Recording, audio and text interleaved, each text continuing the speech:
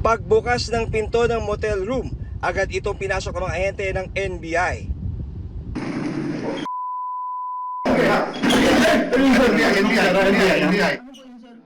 Nang mapasok ang kwarto, diretsong pinusasan ang kanilang pinakapakay. Ayon sa NBI, dating magkarelasyon ang complainant at suspect.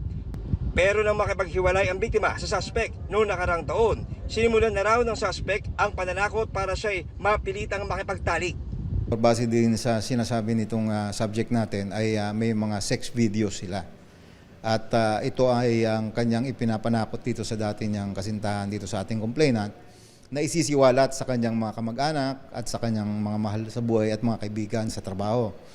Kung kaya't napilitan nga itong ating complainant victim.